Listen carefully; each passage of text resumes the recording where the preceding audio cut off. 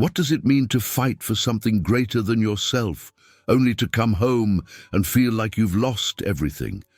Can a bond, forged in the chaos of war, survive the silence of peace? Or does the weight of memory crush even the strongest of spirits? In a quiet corner of rural Virginia, where the Blue Ridge Mountains stand as silent sentinels and the air carries the faint scent of damp earth and pine, a story unfolds that no one in this small town of Cedar Hollow could have predicted. It's a story of loyalty, of scars unseen, and of a reunion that might just defy the odds. But to understand it, you have to look into the eyes of a warrior who's forgotten how to live. Under the pale dawn light filtering through a cracked window, Max, a grizzled German shepherd with fur streaked grey from years of service, lies motionless on a tattered blanket in the corner of a modest farmhouse kitchen. His once sharp ears twitch faintly at the sound of a distant crow, but his amber eyes stare blankly at the peeling linoleum floor. Around his neck, a worn leather collar bears a faded tag engraved with K9 Unit, Afghanistan. The tag clinks softly against a rusted bowl of untouched kibble, pushed aside day after day. Max doesn't move, doesn't eat. He barely breathes, as if the weight of 1,000 memories has pinned him to the ground. The old wooden clock on the wall ticks relentlessly, marking time in a house that feels more like a tomb. His owner, a middle-aged man named Hank Thompson, kneels beside him with a furrowed brow, his flannel shirt rolled up to reveal forearms crisscrossed with faded tattoos from his own days in the service. Hank's calloused hands hover over Max, wanting to comfort but not knowing how. He mutters under his breath, "Come on, buddy, just a bite. You've got to keep your strength up." His Virginia drawl is thick with worry, the kind that comes from watching something you love slip away. On the counter sits a half-empty bottle of Jack Daniels, a nightly ritual for Hank, a man who knows all too well the ghosts that haunt a soldier, whether they walk on 2 legs or 4. Outside, the American flag flutters on a pole in the yard, a proud symbol of duty. But inside these walls, duty feels like a distant dream replaced by a hollow ache. Hank's farmhouse sits at the edge of Cedar Hollow, where the stars and stripes fly high on porches and folks still gather at the local diner for Friday night fried catfish and gossip. It's the kind of place where everyone knows your name, where the annual 4th of July parade down Main Street is the biggest event of the year, complete with fire trucks blaring and kids waving tiny flags. But Max and Hank don't join in. They haven't in years. The fireworks, meant to celebrate freedom, only remind Max of mortar fire, his body trembling with each boom, while Hank grips his leash tighter, whispering, "It's okay, boy, it's just noise." It's a small town that tries to heal its veterans with casseroles and church prayers, but some wounds cut too deep for potluck dinners to mend.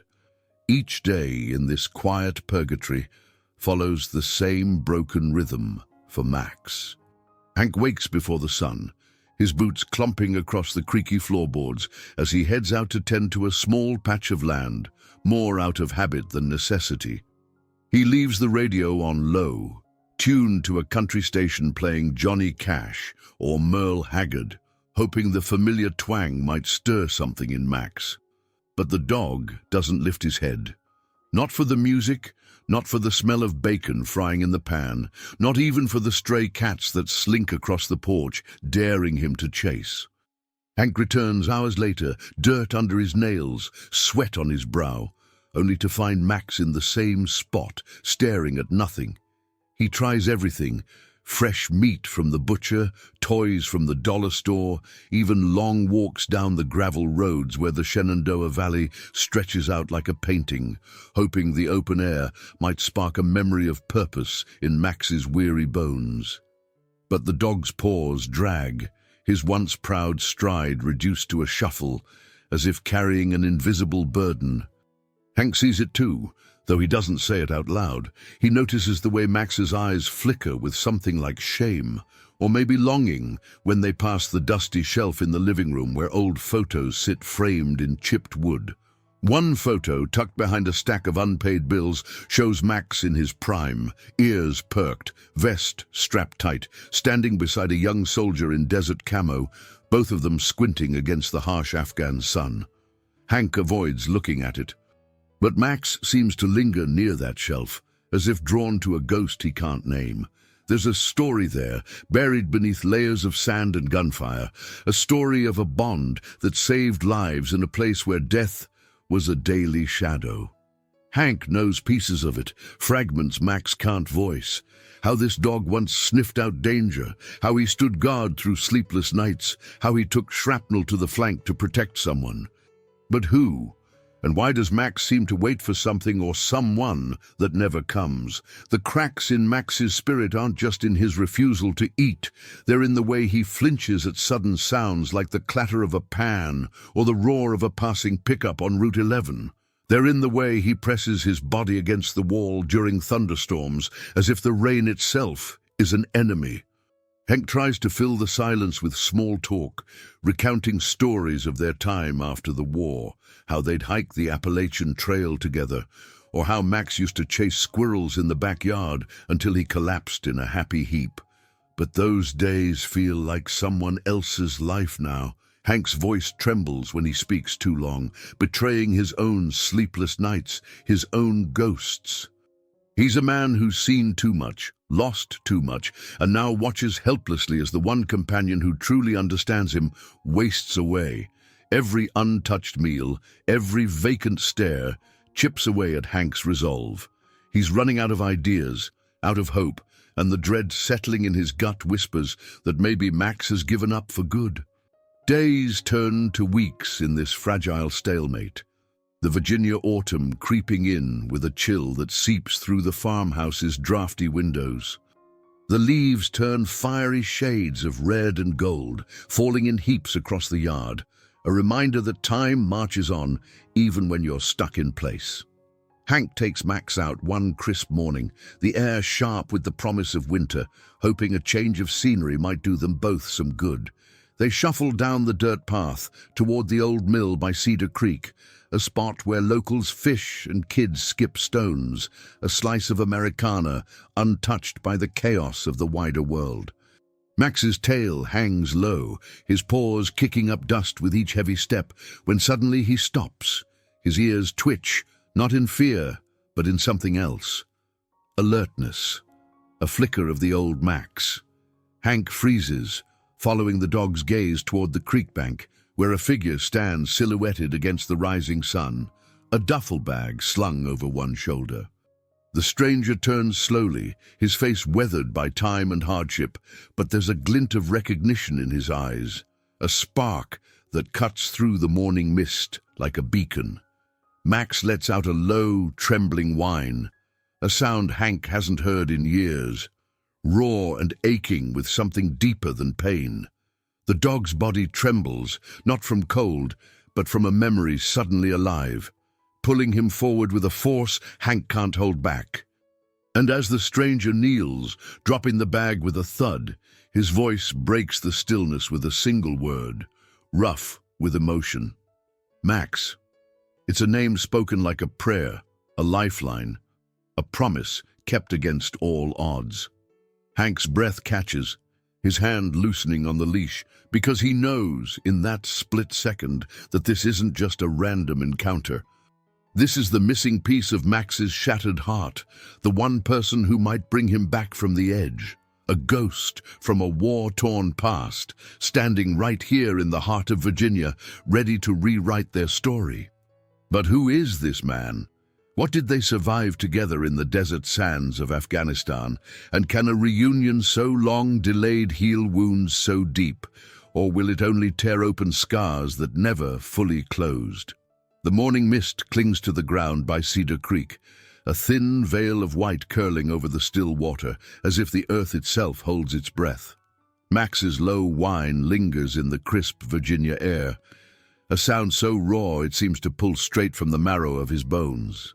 His trembling body lurches forward, the worn leash slipping through Hank's weathered fingers, and for the first time in months there's a spark in the old German shepherd's amber eyes, a flicker of something that looks dangerously like hope. Hank stands rooted to the dirt path, his boots sinking into the soft earth, his heart hammering against his ribcage as he watches Max stumble toward the stranger kneeling by the creek's edge. The man's face is half shadowed by the brim of a faded ball cap, but his posture, shoulders squared yet heavy with invisible weight, screams of a past Hank recognizes too well. A soldier's stance, even in peace. Hank's throat tightens, a knot of confusion and dread twisting inside him. He doesn't know this man, yet the way Max reacts, tail twitching, paws scrabbling at the gravel, with a desperation Hank hasn't seen since their early days after Afghanistan, tells him everything and nothing at once. "Max, easy now," Hank mutters, his voice rough, more for himself than the dog.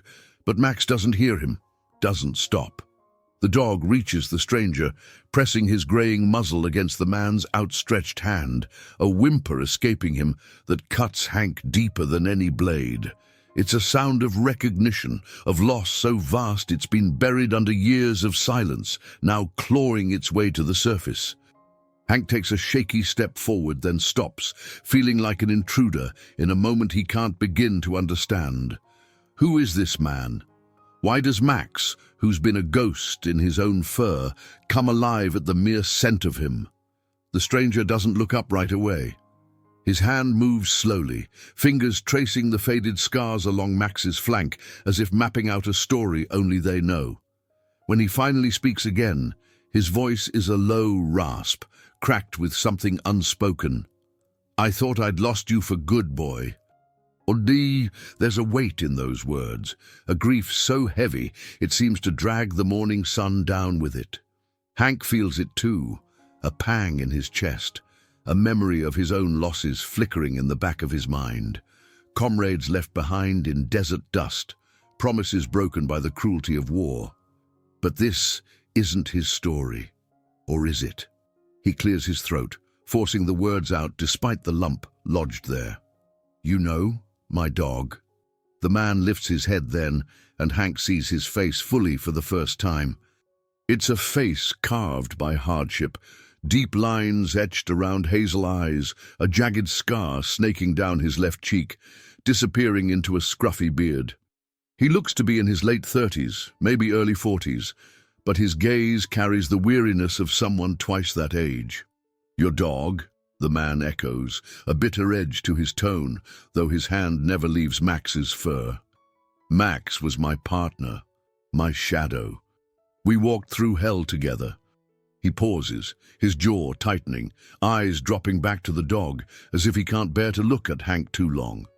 "I'm Jake Carver, 1st Sergeant K9 Unit, Afghanistan. Max and we were a team, until we weren't." Hank feels the ground shift beneath him, not literally, but in the way a man feels when the story he thought he knew unravels. He's had Max for nearly 5 years, ever since the dog was retired from service and handed over to him through a veterans program.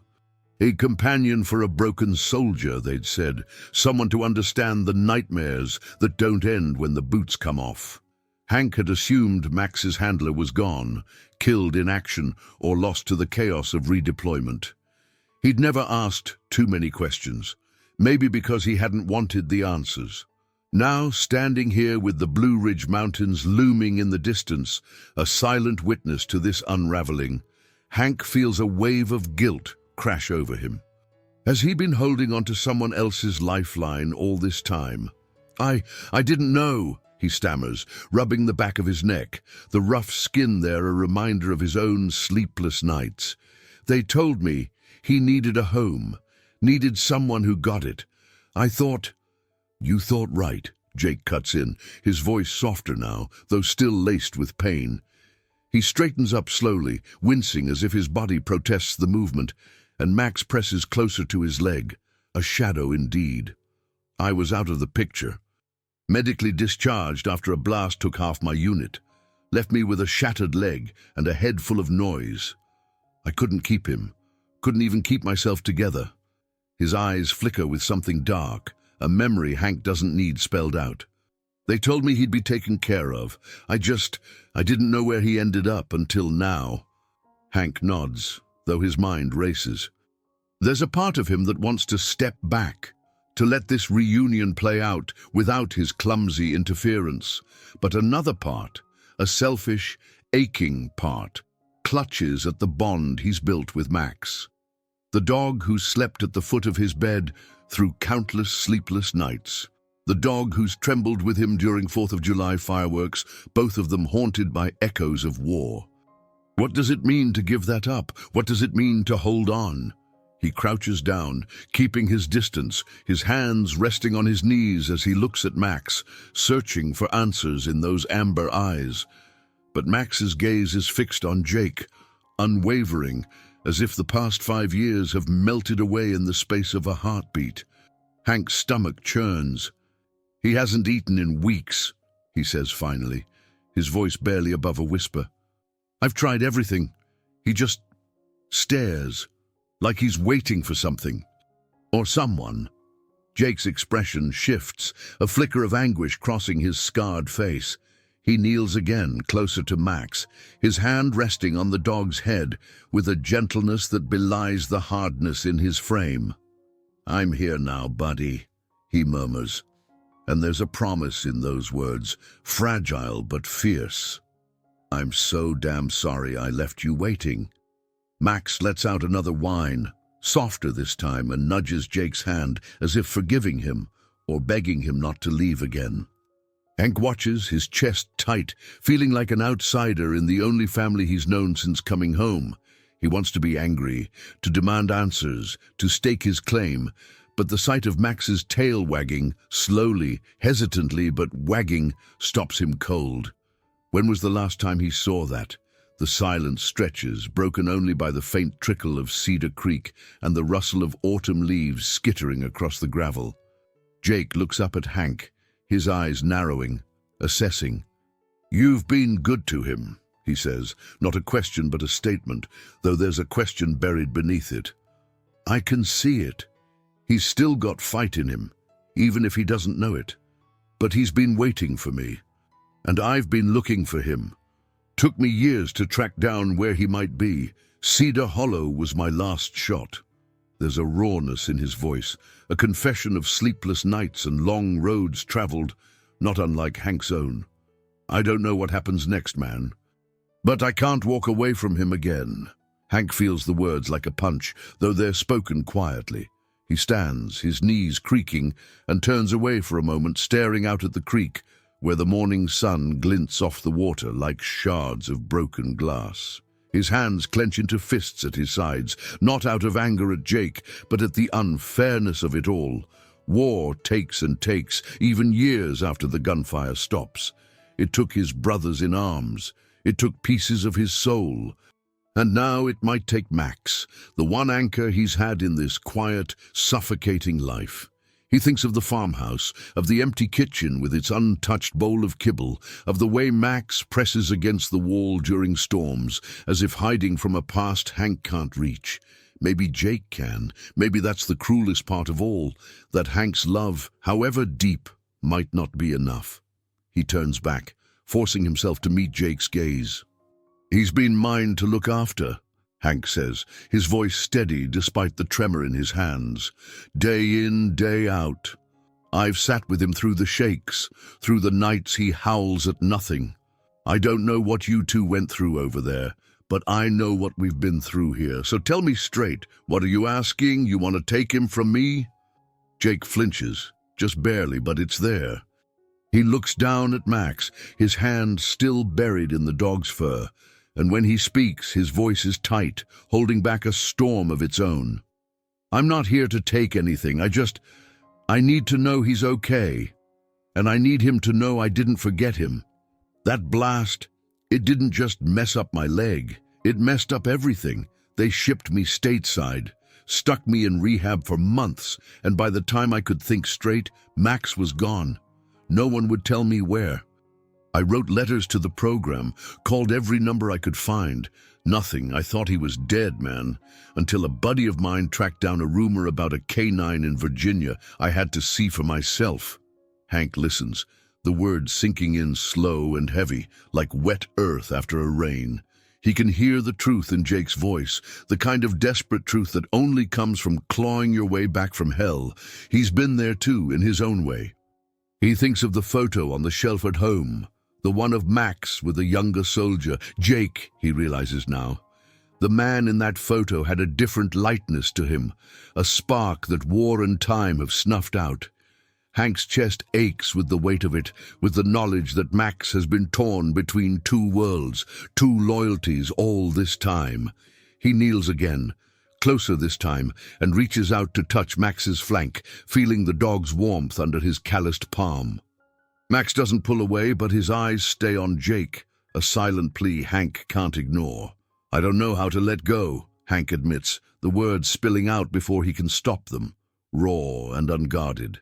"He's all I've got some days. This town, these people, they try, they bring me pies and invite me to church, but they don't get it. Not the way Max does. He's seen what I've seen, felt what I've felt. Losing him. It'd be like losing the last piece of me that still remembers why I fought in the first place." His voice cracks on the last word, and he looks away, ashamed of the tears pricking at the corners of his eyes. The Blue Ridge Mountains stand unmoving in the distance, ancient and indifferent, their rolling slopes a stark reminder of a country worth dying for, and a peace that's so hard to live in. Jake is quiet for a long moment, his own gaze distant, as if wrestling with ghosts of his own. Finally, he speaks, his voice low and deliberate. "I get it. More than you might think. Max isn't just a dog to me either. He saved my life over there. More times than I can count, sniffed out IEDs, took shrapnel meant for me. And every night, when the world felt like it was closing in, he'd lay his head on my chest, just listening to my heartbeat till I could breathe again. Losing him after the blast. It broke me worse than the injuries. But I'm not here to rip him away from you. I just need to figure out how we move forward, all of us." The words hang between them, heavy with possibility and pain. Hank nods slowly, though his mind is a storm of doubt. He looks at Max, at the way the dog leans into Jake's touch, and then at the creek, where a lone heron stands statue still, its reflection rippling on the water. There's a symbolism there, in the bird's solitary watch, in the way the current moves forward no matter how still the surface seems. Life doesn't stop, even when you're stuck. Maybe he's been stuck too long, holding on to Max like a shield against his own loneliness. Maybe loving something means letting it choose its own path, even if that path leads away from you. They walk back to the farmhouse together, the three of them, an uneasy trio bound by scars and silence. The gravel crunches under their boots, Max trotting between them with a hesitant energy Hank hasn't seen in months. The air smells of damp leaves and pine, the quintessential scent of a Virginia autumn, but there's no comfort in it today. Hank's mind churns with questions he's not ready to ask, fears he's not ready to face. Jake carries his duffel bag over one shoulder, his limp more pronounced now, a reminder of the price he's paid. They don't speak much on the way, the weight of their shared history and their uncertain future, pressing down like a storm cloud over the Shenandoah Valley. Inside the farmhouse, the kitchen feels smaller with Jake's presence, the cracked linoleum and tattered blanket in the corner suddenly more stark, more pitiful. Hank gestures to the table, offering Jake a seat, while Max settles at the stranger's feet, his head resting on Jake's boot. Hank busies himself with the coffee pot, more to keep his hands moving than out of hospitality. The clink of mugs and the gurgle of the machine fill the tense quiet, but his eyes keep darting to the shelf in the living room, to that photo he's avoided for years. It's time, he knows. Time to face the full story, no matter how much it hurts. He pulls the frame from behind the stack of bills, the chipped wood rough against his palm, and brings it to the table, setting it down between them with a dull thud. Jake's eyes lock onto it immediately, his breath catching, and for a moment neither of them speaks. The younger Jake in the photo grins faintly, one arm slung around Max, the desert sun bleaching their silhouettes. "That's us," Jake says finally, his voice a whisper, as if speaking louder might shatter the memory. "Right before our last mission, the one that changed everything." He reaches out, fingers brushing the glass, and Hank sees the tremble in his hand, the weight of years pressing down. "What happened?" Hank asks, though he's not sure he wants the answer. He pours the coffee, the steam rising in ghostly wisps, a barrier between them and the past they're about to unearth. Jake takes a shaky breath, his eyes still on the photo. "We were on patrol near Kandahar. Max sniffed out an IED just in time, saved the whole squad. But the enemy wasn't done. Ambush hit us hard. I got Max behind cover, but a second blast, it came from nowhere. Took out 3 of my men. I caught shrapnel, leg mostly, but Max, he took the worst of it shielding me. I thought I'd lose him right there, bleeding out in the sand. Medevac got us out, but after that they split us up. I woke up in a hospital stateside, and he was gone. No one would tell me if he made it. I wrote letters, man, dozens, never got a reply. Until a month ago, when an old unit buddy said he'd heard about a K9 matching Max's description in Virginia. I had to come. Had to know." Hank listens, the coffee forgotten, his hands gripping the edge of the table. He can see it in his mind's eye, the chaos, the blood, the unbearable silence after. He's lived his own version of that nightmare. And the thought of Max, loyal to the end, taking that blow for Jake, it tears at something deep inside him. He looks at the dog now, curled at Jake's feet, and notices something he hadn't before. A faint scar along Max's side, hidden under the graying fur, a jagged line of a wound, long healed, but never forgotten. How many scars does Max carry that Hank never saw? How many pieces of his heart belong to a man Hank never knew existed until today? The silence grows heavier, punctuated only by the tick of the old wooden clock on the wall, the same relentless march of time that's haunted Hank for years. He thinks of the untouched kibble in the rusted bowl, of the way Max has wasted away, waiting for Jake. And now Jake is here, a ghost made flesh, bringing with him a past Hank can't compete with. A past that might be Max's only chance at healing, or the thing that breaks them all. "There's something else," Jake says suddenly, his voice cutting through Hank's spiraling thoughts. He reaches into his duffel bag, pulling out a small, worn notebook, its edges frayed and stained with what might be sand or blood. "I wrote to him. Every day I could after I lost him. Didn't know if he'd ever hear it. Didn't even know if he was alive. But I had to. Kept me sane, you know." He flips it open, revealing pages of tight, messy handwriting, words scratched out and rewritten, a soldier's diary of grief and hope. "I'd read these to him if you're okay with it. Just let him hear my voice, the way it used to be, before everything fell apart." Hank stares at the notebook, a lifeline from a war-torn past, and feels a surge of something he can't name. Jealousy, maybe, or fear, or just the crushing weight of knowing he's not enough. Not for Max, not for himself. He wants to say no, to protect the fragile world he's built here in Cedar Hollow. But the look in Max's eyes, alert for the first time in weeks, fixed on Jake, stops him. He nods, barely, his jaw tight. "Go ahead." Jake begins to read, his voice low and halting at first, the words a confession of guilt and longing. "Hey, Max. It's day 47 without you. I'm in a hospital bed, staring at a ceiling that's too damn white. Leg hurts like hell, but not as much as knowing you're out there somewhere and I can't get to you. I keep seeing that last moment, you jumping in front of me, taking the hit. I'm sorry, boy. I'm so sorry I couldn't protect you. If you're still out there, I hope you're with someone who gets it. Someone who sees how much fight you've got left. I'm gonna find you, I swear it." His voice breaks on the last sentence, and he stops, wiping a sleeve across his face. Hiding the tears Hank pretends not to see. Max lets out a soft whine, nudging Jake's hand as if he understands every word. Hank looks away, his own eyes burning, the kitchen walls closing in. He thinks of the countless nights he sat here alone, talking to Max about nothing, just to fill the silence. Did Max ever really listen? Or was he always waiting for this voice, this man, this piece of a life Hank can never touch? The thought is a knife, twisting deeper with every word Jake reads. The afternoon wears on, the light through the cracked window turning golden, then grey, as Virginia's autumn dusk settles over the farmhouse.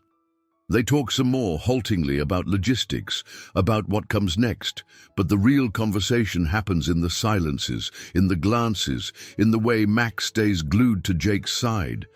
Hank feels the decision looming, a storm on the horizon, unavoidable. He can't keep Max if the dog's heart is elsewhere.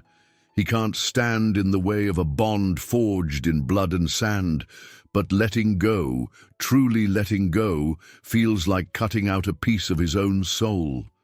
Finally, as the shadows lengthen and the chill creeps through the drafty walls, Hank stands, his movements slow, deliberate. "I need to think," he says, his voice rough, barely holding together. "Stay here tonight. Guest room's down the hall. We'll figure this out tomorrow, for Max." He doesn't wait for a reply, just grabs his jacket and steps outside, the screen door creaking behind him. The cold air hits him like a slap, and he walks toward the yard, past the fluttering American flag on its pole, a symbol of duty that feels hollow now. He stops at the edge of the property, staring out at the Blue Ridge Mountains, their silhouettes dark against the fading sky, and lets the tears come at last. They're quiet, swallowed by the wind, but they carry everything: fear, loss, the unbearable weight of loving something so much you might have to let it go. Inside, Jake watches through the window, Max at his side, and whispers something to the dog, too low for anyone else to hear. Hank doesn't need to hear it to know what's at stake. Tomorrow he'll have to choose: hold on to Max and risk breaking him further, or let him go and risk breaking himself. It's a decision that rips at the seams of everything he's tried to rebuild, a wound as deep as any he's carried from war. And as the stars begin to prick the Virginia sky, he knows one thing for certain: whatever he chooses, it will change everything. Hey, if this story is hitting you right in the feels like it is for us, make sure to hit that subscribe button. Don't miss what happens next. Trust me, you're going to want to see how this plays out. Let's find out together if broken hearts can heal, or if some scars are just too deep. The next morning dawns cold and grey over Cedar Hollow, a heavy stillness hanging in the air, as if the world itself is waiting for Hank to make his choice. He's barely slept, the weight of the night pressing down on him like a physical force. His eyes are red-rimmed, his hands unsteady as he grips a chipped coffee mug at the kitchen table, staring at the steam curling upward, dissipating into nothing. Across from him, Jake sits quiet, his own face a map of exhaustion, the frayed notebook still resting on the table between them like a silent judge. Max lies at Jake's feet, closer than he's been to Hank in weeks, his amber eyes flickering between the two men, as if he senses the storm brewing. The old wooden clock ticks on, relentless, each second a hammer against Hank's fraying nerves. He knows what he has to do, but knowing and doing are two different beasts, and the thought of speaking the words aloud feels like swallowing broken glass. Hank sets the mug down with a dull thud, the sound sharper than it should be in the suffocating quiet. He clears his throat, forcing his gaze to meet Jake's, though every instinct screams at him to look away, to delay the inevitable just a little longer. "I've been thinking all night," he starts, his Virginia drawl thick with the weight of unshed tears, "about what's right for Max, about what he needs, not what I need. And I reckon he's been waiting for you all this time. I've been holding on to him, thinking I was saving him, but maybe I've just been saving myself." His voice cracks and he pauses, jaw tight, fingers curling into fists on the worn tabletop. The ache in his chest is a living thing, clawing at him, begging him to take the words back, to fight for the one anchor he's had in this hollow life. But the way Max's ears twitch at Jake's slightest movement, the way the dog's body leans into him like a shadow, it's a truth Hank can't ignore, no matter how much it tears at him. Jake doesn't speak right away, his hazel eyes searching Hank's face, as if looking for a lie or a last-minute plea. But there's none to find. Hank's words hang heavy, the tension in the room stretching taut, a wire ready to snap. Jake's hand rests on Max's head, fingers threading through the graying fur, and when he finally speaks, his voice is low, rough with something that sounds like both gratitude and guilt. "I don't know how to thank you for this. I don't even know if I deserve it. I've spent years thinking I failed him, that I left him behind when he needed me most. Coming here, seeing him with you. I can see you've carried him when I couldn't. That's more than I ever did after the war chewed us up." He stops, swallowing hard, his scarred face tightening with the effort to hold himself together. "If this is what you're choosing, I swear I'll take care of him. I'll make sure he knows he's not alone again, but I'm not taking him to cut you out. You're a part of him too. I see that." The words should bring some relief, but they don't. Not yet. Hank feels the weight of them, the promise and the pain, and it only sharpens the edge of what he's about to lose. He nods, barely, his throat too tight to speak, and stands abruptly, the chair scraping against the linoleum with a harsh sound that makes Max flinch. Hank turns toward the sink, gripping the counter's edge, his knuckles whitening as he stares out the cracked window at the grey morning.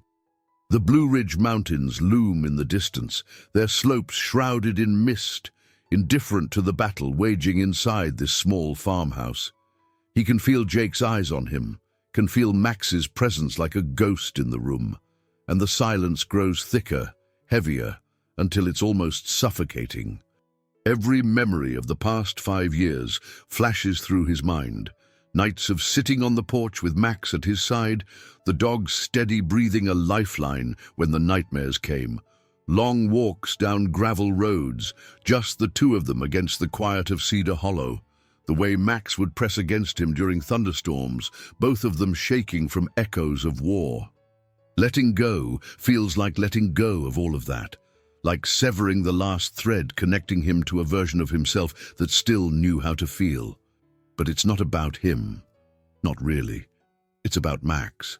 About the flicker of life Hank saw in the dog's eyes yesterday by Cedar Creek. About the way Max wagged his tail for the first time in months at the sound of Jake's voice. Hank takes a deep, shuddering breath, the cold air of the kitchen burning his lungs, and turns back to face them. His eyes are wet, but he doesn't wipe the tears away, doesn't hide the rawness of what this costs him. "He's yours," he says, the words scraping out of him like they've been dragged over gravel. "He always has been, even when I didn't know it. I've loved him like he was mine, but I can't keep him from where he belongs, so take him. Make sure he eats again. Make sure he remembers how to live. That's all I'm asking." His voice breaks on the last sentence, and he looks down at Max, a silent goodbye in the way his hand trembles, reaching out but not quite touching the dog's fur. The room seems to hold its breath, the weight of Hank's decision pressing down until it feels like the walls might crack under the strain. Jake's face contorts, a flicker of pain crossing his scarred features, and for a moment it looks like he might argue, might refuse the sacrifice being laid at his feet. But then Max whines, soft and aching, nudging Jake's hand as if to seal the choice, and Jake nods, his own voice barely above a whisper. "I will. I swear it. And, Hank, I'm not taking him to disappear. You've got a place in his life if you want it. I mean that. I'm staying in the area for a while, figuring things out. You're not losing him forever. Not if you don't want to." There's a plea buried in those words, an olive branch extended across the divide of their shared wounds, and Hank hears it, feels it, even if he's not ready to grab hold just yet. The tension peaks, a knife's edge of grief and hope balanced precariously, and for a moment it feels like no one in the room can breathe. Then comes the moment of truth, the raw, unfiltered heart of it all. Hank kneels slowly, his knees creaking with the weight of years and loss, and places a hand on Max's head for what might be the last time as his sole companion. The dog's fur is coarse under his palm, familiar in a way that cuts deeper than any memory, and Hank lets himself feel it, lets himself break in front of them both. "You saved me too, you know," he murmurs, his voice so quiet it's almost lost in the stillness. "More times than I can count. I don't know how I'm going to do this without you, boy, but I'll figure it out, because you deserve to be whole again, even if it means I ain't." Max tilts his head, amber eyes locking with Hank's, and there's a flicker there, a recognition of the goodbye, a silent forgiveness for what's about to change. Hank lets a single tear fall, doesn't bother to hide it, and then looks up at Jake, his gaze steady despite the storm inside. "He's got scars you understand better than I ever will. So you tell him every damn day that he's enough, that he did enough, and if he ever forgets, you bring him back here, and I'll remind him myself." Jake's breath catches, his own eyes glistening as he nods, the weight of Hank's words settling over him like a mantle. "I will, I promise." It's a vow spoken with the gravity of a soldier who's lost too much to make promises lightly, and in that exchange, something shifts. The tension doesn't dissolve, not fully, but it softens into something bearable, something shared. There's no anger left, no resentment, only the ache of two broken men who fought different battles but carry the same kind of ghosts. Max lets out a low huff, as if sensing the turning point, and presses his muzzle against Hank's hand one last time before turning to Jake, a silent bridge between two worlds. It's a moment of grace, of letting go and holding on all at once, and though the pain is still razor-sharp, there's a flicker of light beneath it, a possibility of healing neither man thought they'd find. The transformation begins in the hours that follow, quiet but undeniable. Hank helps Jake pack a few of Max's things, his tattered blanket, the rusted bowl that sat untouched for too long, a worn-out toy from the dollar store that Max used to carry in his jaws during better days. Each item is a small renunciation, a piece of the life Hank built with Max, handed over with trembling hands. But there's a purpose in his movements now, a resolve he hasn't felt in years. He's not just letting go, he's choosing to, because love, real love, sometimes means stepping back so someone else can step forward. Jake watches, quiet, respectful of the sacrifice, and when Hank hands over the faded leather collar with the engraved tag, K9 Unit, Afghanistan, he pauses, holding it like it's something sacred. "This stays with you," Jake says, pressing it back into Hank's hand. "A piece of him for all you've done. I've got my memories. You keep this."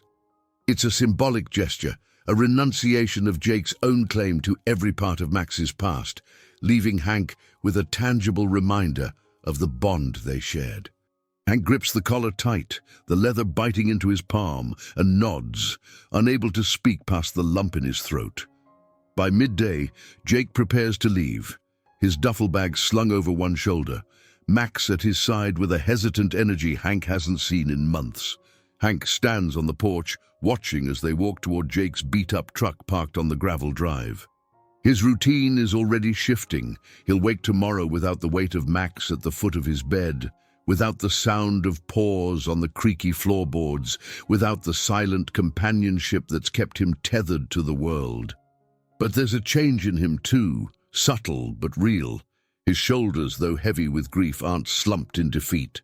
There's a quiet dignity in the way he stands, a man who's faced loss before and knows he'll face it again, but who's chosen to do so with open hands rather than clenched fists.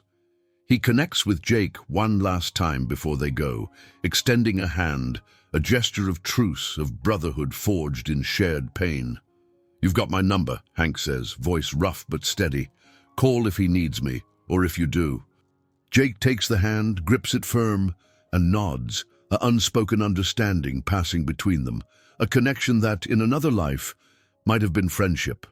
As the truck pulls away, kicking up dust on the gravel road, Hank stands alone, the American flag fluttering faintly on its pole behind him, a symbol of duty and sacrifice that feels more personal now than ever. He turns back to the farmhouse, the emptiness of it looming larger than it should, and steps inside, closing the creaky screen door with a finality that echoes in his bones. But before he lets the silence swallow him whole, he moves to the dusty shelf in the living room, the one he's avoided for years, and places the leather collar there, right beside the framed photo of Max and Jake in the Afghan desert. It's a small act, a ritual of release, but it carries the weight of everything he's given up. He steps back, staring at the collar glinting faintly in the dim light, a relic of a bond that shaped him more than he'll ever say, and lets out a long, shuddering breath.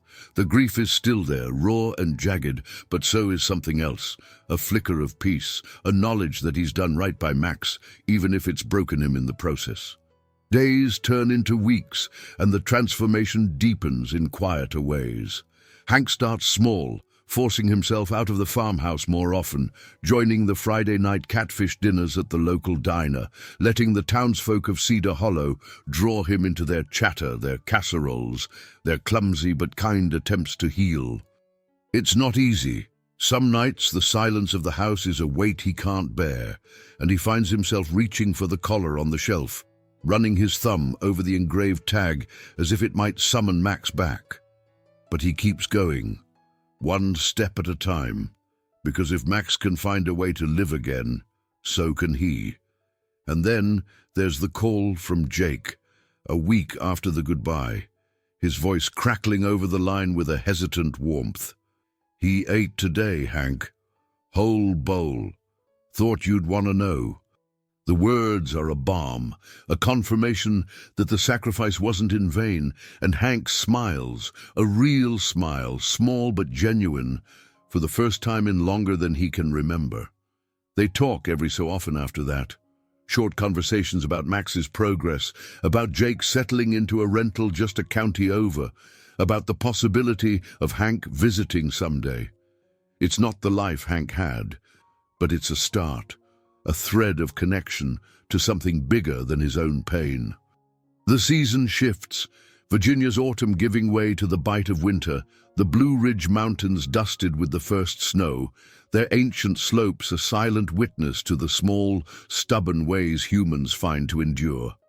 On a clear, frigid evening, Hank steps outside, bundled in his old flannel, and walks to the edge of his property, where the yard meets the endless stretch of countryside. In his hand, he carries a folded piece of paper, a letter he's written to Max, not to send, but to release. It's full of things he never said, of thanks for the nights they survived together, of a promise to keep fighting his own battles, even without the dog by his side. He kneels in the snow, the cold seeping through his jeans, and buries the letter under a thin layer of earth, right beside a small weathered stone he's placed as a marker, not a grave, but a memory. The act is simple, final, a poetic closure to a chapter that's shaped him in ways he's only beginning to understand. Above him, the sky is a deep indigo, pierced by stars that seem to burn brighter in the winter chill, and for a moment he imagines Max out there, under that same sky, resting easy at Jake's side, finally at peace after so many years of waiting. Standing there, the weight of time settles over Hank like a quiet blanket. Neither friend nor enemy, just a constant that carries on whether you're ready or not. He thinks about war, about the way it carves pieces out of you that never grow back, but also about the way it binds you to others in ways nothing else can. He thinks about healing, Not the kind that erases the scars, but the kind that lets you live with them, lets you find a way to step into the light, even when the shadows linger. And he thinks about silence, the kind that once suffocated him in this farmhouse, now softened by the knowledge that somewhere Max is hearing a voice he's needed for years, eating a meal he's refused for too long, maybe even chasing a memory of joy down a different gravel road. Beginnings, Hank realizes, aren't always loud or grand. Sometimes they're just a man standing in the snow, letting go of a letter, choosing to believe there's something worth walking toward, even if he can't see it yet. If this story has tugged at your heart like it has mine, if it's made you think about the quiet sacrifices we make for love, drop a comment below with, "I believe in healing." Share this with someone who needs a reminder that even the deepest wounds can find a way to mend, even if it takes time. And don't forget to hit that subscribe button. We've got more stories like this waiting for you. Stories of heartbreak and hope that'll keep you coming back for more. Let's keep this journey going together.